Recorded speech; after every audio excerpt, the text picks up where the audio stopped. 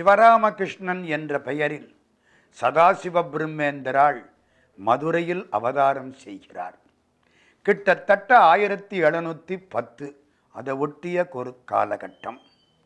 வீட்டிலே வச்ச செல்லப்பெயர் பிச்சுக்குப்பன். அதுக்கப்புறம் சிவராமகிருஷ்ணன். ஏன் சிவராமகிருஷ்ணன்? சிவன் ராமன் ரெண்டும் இணைந்த பெயர். ராமேஸ்வரத்திலே போய் வழிபாடு பண்ணினதுனால ராமனால் வழிபட்ட சிவபெருமான், அதனாலே ரெண்டையும் சேர்த்து சிவராமகிருஷ்ணன் என்று இந்த குழந்தைக்கு பெயர் வைத்தார்கள். குழந்தை வளர்ந்தது, வடமொழி கற்றுக்கொண்டது, இசைப்பயிற்சியில் ஈடுபட்டது, விளையாட்டில் மிக பிரபலமானவனாக மாறிற்று. உபநயனம் செய்தார்கள். சின்ன வயசு, கல்யாணம் பண்ணிவிட்டாங்க. அந்த காலத்து பழக்கம். பொண்ணுக்கு 5 வயசு, பையனுக்கு ஒரு 8-9 வயசு இருந்தான். இந்த பொண்ணுக்கு 5 வயசு. 5 வயசு பொண்ணுக்கு தாலியை கட்டிவிட்டு அவங்க அம்மா வீட்டில் விட்டுட்டு பையன் இங்கே வந்துட்டான். இந்த குழந்தை கொஞ்ச காலத்துக்கு எங்கள்கிட்ட இருக்கட்டும், பருவமடைந்த பின்னால் உங்கள் வீட்டுக்கு அனுப்புவோம் என்று மாமியார் வீட்டில் சொல்லிவிட்டார்கள். சிவராமகிருஷ்ணன் இங்கே வளர்கிறான். 12 வயசு குழந்தைக்கு. அங்கே 12 வயசாச்சு பெண் குழந்தைக்கு. பருவமடைந்தாள். அதை சொல்லிவிட்டார்கள். சிவராமகிருஷ்ணன் அந்த நேரத்திலே விளையாடப் போயிருந்தான். மத்தியானம் 1 மணி. விளையாட்டிலே ஈடுபட்டு விட்டானா, நேரம் தெரியவில்லை. 2 மணி, 2:30 மணிக்கு சாப்பிட வந்தான் வீட்டுக்கு. சாப்பிட வந்தால் அவங்க அம்மா என்ன சொன்னா தெரியுமா? சிவராமகிருஷ்ணா, இன்னைக்கு சாப்பாடு தாமதிக்கும். ஏன்? உன் பொண்டாட்டி பெரியவளாயிட்டாலாம், அதை சொல்கிறதுக்கு உங்கள் மாமியார் வீட்டில் இருந்து 4-5 பேர் வந்திருக்கிறாங்க. நான் சமையல் பண்ணிக்கிட்டு இருக்கேன். அவங்க சாப்பிட்டதுக்கு அப்புறம்தான் உனக்கு சாப்பாடு. ஏம்மா, எத்தனை மணி ஆகும்? 4 மணி ஆகும்டா. 1 நிமிஷம் யோசிச்சாள். என் பொண்டாட்டி பெரியவன் ஆனதுக்கே எனக்கு சாப்பாடு 4 மணிக்கு கிடைச்சா, அவ இங்கே வந்து குடும்பம் நடத்த ஆரம்பிச்சா எனக்கு சாப்பாடே கிடைக்காதோ? அப்படி ஒரு சிந்தனை மாறிட்டு. நமக்கெல்லாம் சிந்தனை அப்படி போகாது. அது பரம ஞானம். ராமன் நாமத்தை சொல்லி அப்பாவும் அம்மாவும் பெற்ற பிள்ளை. நீங்க எந்த சிந்தனையில் இருக்கிறீர்களோ அதற்கு தகுந்த மாதிரித்தான் குழந்தை பிறக்கும். 7 மாச குழந்தையா இருக்கிற பொழுதுதான் உயிர் வந்து உள்ள சேரும்.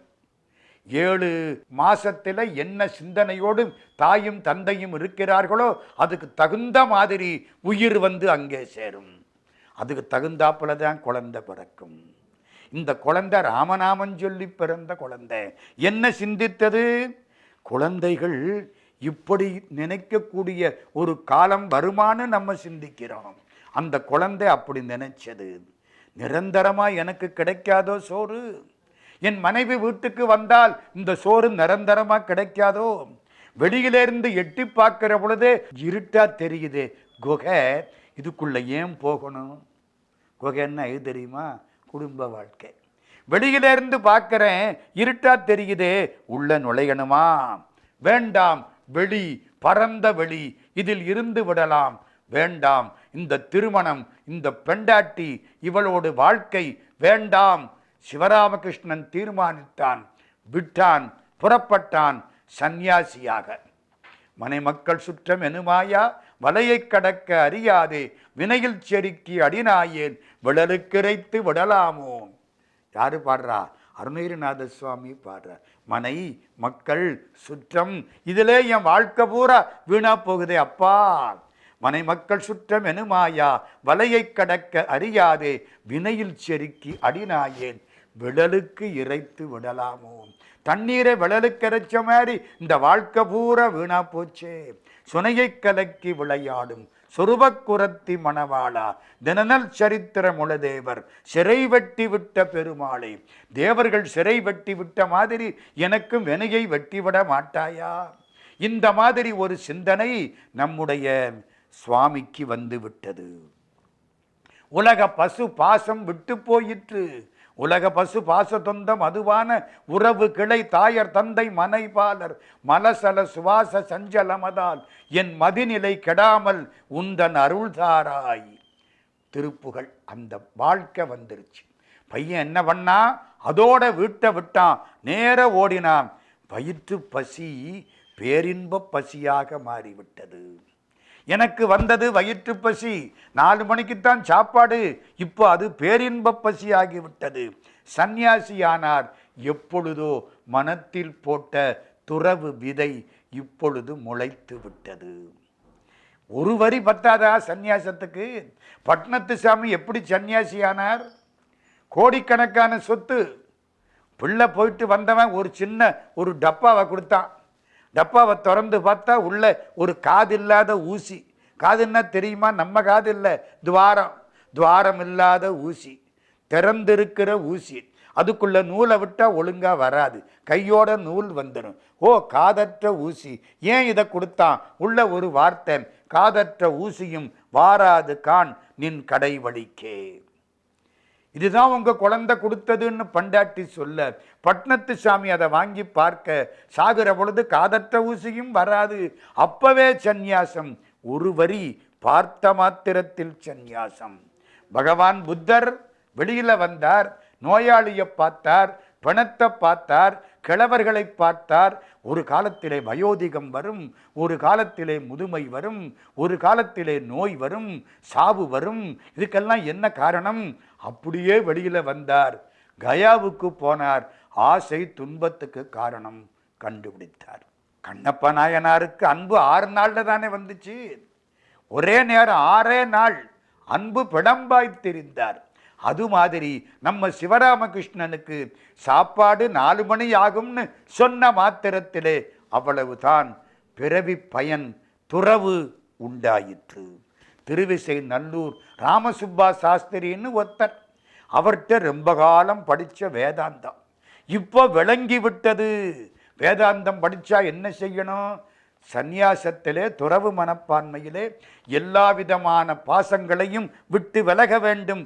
கும்பகோணத்துக்கு போனார். கும்பகோணம் மடத்திலே பரமசிவேந்திரர்னு ஒரு பெரிய பரமாச்சாரியார். அவரை குருநாதனாக ஏற்றுக்கொண்டார். ஆத்ம ஞானத்தை எனக்கு சொல்லிக் கொடுங்கள், குருநாதன் வேண்டும். பரமசிவேந்திரர் இவரை ஏற்றுக்கொண்டார். உபதேசம் கொஞ்ச நாள் ஆகட்டும், இங்கே இரு. நம்ம பிள்ளை சிவராமகிருஷ்ணன். சிவராமகிருஷ்ணனுக்கு ஒரே ஒரு ஆற்றல் என்ன தெரியுமா? நன்றாக படித்தவன். நன்றாக படித்ததுனாலே என்ன செய்கிறான்? படிப்பு சிறப்பினாலே யார் என்ன பேசினாலும் சரி, ஒரு பட்டிமண்டபம் நடத்துவான். நீங்க ஒன்று சொன்ன அவனுக்கு அறிவு இருக்குல்ல, அதுக்கு தகுந்த மாதிரி பதில் சொல்லுவான். வெளியில சத்தம் போட்டு பேசுவான். பரமசிவேந்திர குருநாதர் உள்ளே அமைதியாய் மோனத்தில் இருக்கிறார். நம்ம பிள்ளை சிவராமகிருஷ்ணன் வெளியிலே நிறைய பேசி கொண்டிருக்கிறான். வாதம் பிரதிவாதம், நீயா நானா. ஒன்று நினப்பில் வச்சுங்க, சில வாதங்கள் நம்மளே செய்கிறோம். சிவபெருமான் பெரியவரா, திருமால் பெரியவரா, செய்கிறோமா இல்லையா? இப்படி வாதம் பண்ணினால் இவர்கள் எந்த காலத்திலும் மோட்சத்துக்கு போக மாட்டார்கள். யார் ஒருவன் சிவபெருமான் பெரியவரா அல்லது திருமால் பெரியவரா என்று பட்டிமண்டபம் போடுகிறானோ அவன் ஒரு காலம் இறைவன் திருவடியை பெறமாட்டான். நான் சொல்லல, கவிச்சக்கரவர்த்தி கம்பர் பேசுகிறார். அரண் அதிகன் உலகளந்த அரி அதிகன் என்று உரைக்கும் அறிவிலோர்க்கு பரகதி சென்று அடைவரிய பரிசு. அது மாதிரி இந்த வாதத்தினால ஒன்றும் கிடைக்காது. வாதம் பண்ணினால் வாதம்தான் மிஞ்சுமே தவிர வேற ஒன்றும் மிஞ்சாது. நம்ம சிவராமகிருஷ்ணன் ரொம்ப வாதம் பண்றானா? உள்ள பரமசிவேந்திரர் உட்கார்ந்து இருக்காரா? பல பேர் போய் சொன்னார்கள், இவன் ரொம்ப வாதம் பண்றான். அங்க இருந்து ஒரு வார்த்தை சதாசிவான்னு கூப்பிட்டார். இவனுக்கு ஒன்றும் புரியல. உன் வாய் ஓயாதான்னார். அதோட நிறுத்திட்டான். அதுக்கப்புறம் பேச்சே கிடையாது. குருநாதர் கொடுத்த திருநாமம் சதாசிவன். சதாசிவா உன் வாய் ஓயாதான். சிவபெருமான் தட்சிணாமூர்த்தியாக பேசாமல் இருக்கிறார். உன் வாய் ஓயாதா? சதாசிவா உன் வாய் ஓயாதா? அன்னைக்கு மூடின வாய். அதுக்கப்புறம் எதையும் வாய் விட்டு பாடவில்லை, ஓரெழுத்தும் உச்சரிக்கவில்லை. மனமடங்க கற்றமையால் வாய் அடங்கிற்று. தாய்மான சுவாமி சொல்லுவார், சினமடங்க கற்றாலும் சித்தியலாம் பெற்றாலும் மனமடங்க கல்லார்க்கு வாயேன் பராபரமே. இந்த வாயை விட்டு ஆண்டவன் மனசுக்குள்ள போகணும், வாய்க்குள்ளே நிற்கப்படாது, இதுக்கப்புறம் உள்ள போகணும். அவதூதராக மாறினார். சட்டை எதுக்கு? இந்த வேஷ்டி எதுக்கு? உடம்பே ஒரு சட்டை, அப்புறம் இதுக்கு என்ன இன்னொரு சட்டை? ஆண் பெண்ணுங்கிற வித்தியாசம் மனசுல உள்ளவனுக்குத்தானே சட்டை. அந்த வித்தியாசம் போச்சு. குருநாதருடைய வார்த்தை சதா சிவா. சிவா என்று உபதேசம் கிடைச்சது குருநாதர் வாயில.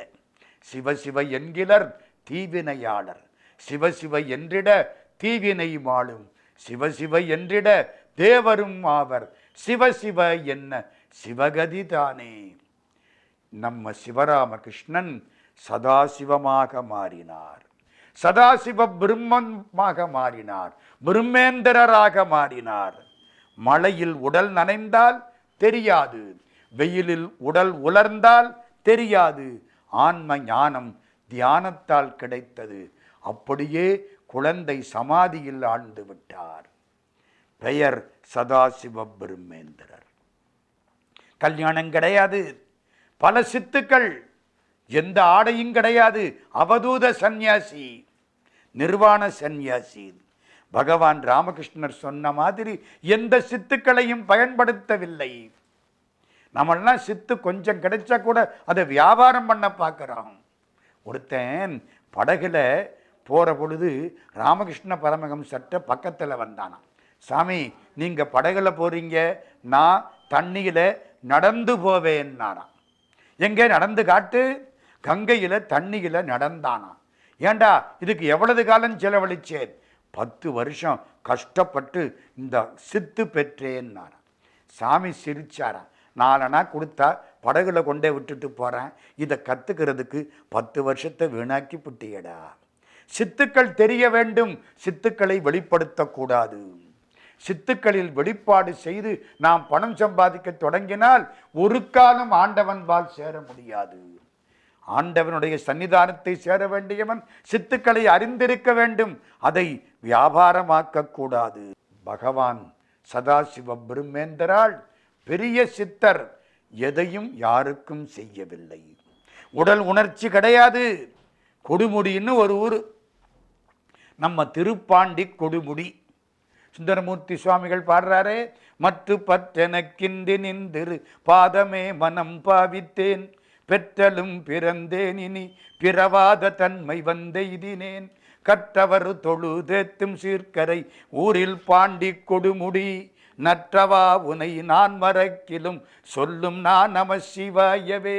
பெருமானே, உன்னை நான் மறந்தாலும் இந்த நாக்கு மறக்காதே.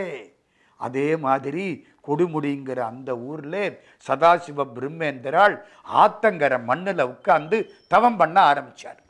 தவம்னா என்ன? உடம்பு மறந்து போச்சு. நமக்கு உடம்பு தான் நானுன்னு தப்பா நினைக்கிறோம். என்ன அவன் அடிச்சு விட்டான், தப்பு. என்னை அடிக்க முடியாது, என் உடம்பத்தான் அடிக்கலாம். எனக்கு உடம்பே நானுங்கிற தப்பான நினைப்பு. என் சட்டையை கிழிச்சு விட்டானுங்கிற மாதிரி என் உடம்புல தான் அடித்தான். அவன் யார் எதை அடித்தான்? என் உடம்பை அடித்தானே தவிர என்னை அடிக்கலை. நான் என்பது இந்த ஆன்மா. இந்த ஆன்மாவை யாரும் அடிக்க முடியாது. நானாக நினைத்தாலன்றி எனக்கு துன்பங்கள் வராது. அப்படியே உட்கார்ந்துட்டார். ஆன்மா வேற, உடம்பு வேற. உடம்பை பற்றின கவலை கிடையாது. வெள்ளம் வந்துருச்சு, கொடுமுடியில் ஆற்றுல வெள்ளம் வந்துருச்சு. வெள்ளத்துக்குள்ளே இவர் பாட்டுக்கு உட்கார்ந்துட்டார். வெள்ளம் வந்தது, மண் அடிச்சுது, இவர் எங்கேயோ கொண்டே போட்டது, மண்ணு மேலே மேவி பெரிய மேடாக்கி விட்டது. உள்ளுக்க தவம் பண்ணிக்கிட்டு உட்கார்ந்துருக்கார் இந்த ஆள். வெள்ளம் வந்தது தெரியலை, தண்ணீர் பாய்ந்தது தெரியலை, மண்ணில் அமிழ்ந்தது தெரியலை. ரொம்ப நாள் ஆச்சு. அந்த பக்கத்திலே வந்த பெருமக்கள் மண்ணை வெட்டுவதற்காக வந்தார்கள். மண்வெட்டியை வச்சு மண்ணை வெட்டினார்கள். திடீர்னு ரத்தம் பீரிட்டது. பயந்து போய் விட்டார்கள். அரசனிடத்திலே சொல்ல, இதெல்லாம் எப்பங்கிறீங்க? 1750 60 அதை ஒட்டிய காலகட்டம். ராஜா ஓடி வந்து பார்க்க, உள்ள என்னமோ தலை மாதிரி தெரிய, மண்ணை எல்லாம் தள்ளிவிட்டு பார்த்தா சாமி எந்திரிச்சார், முழிச்சார், ரத்தம் வடியுது. அவர் பாட்டுக்கு போறார். ஏன்? உடம்புல காயப்பட்டதை வலிக்காது, நமக்கு உடம்பு நான் என்றமையினாலே வலிக்கும். இப்போ நான் இருக்கிறேன், என்னுடைய உடம்புல ஒருத்தர் வந்து அடிச்சு விட்டாருன்னா எனக்கு வலிக்கும், என் சட்டையில் அடிச்சாருன்னா வலிக்குமோ? எனக்கு எப்படி சட்டையோ அந்த ஞானிக்கு உடம்பே சட்டை. அதனாலே கவலையே கிடையாது. ரத்தம் வடியுது, ராஜா ஓடி வந்தார், மருந்து பச்சிலையை வச்சு தேய்க்க ரத்தம் நிற்க சிரிச்சபடிக்கு சாமி போயிட்டே இருக்கார். இதுதான் சதாசிவ பிரம்மேந்திராள். நான் ஒரு முறை ஒரு 1000 ரூபா இந்த சைடு பாக்கெட்டில் வச்சுக்கிட்டு பஸ்ஸில் போனேன்.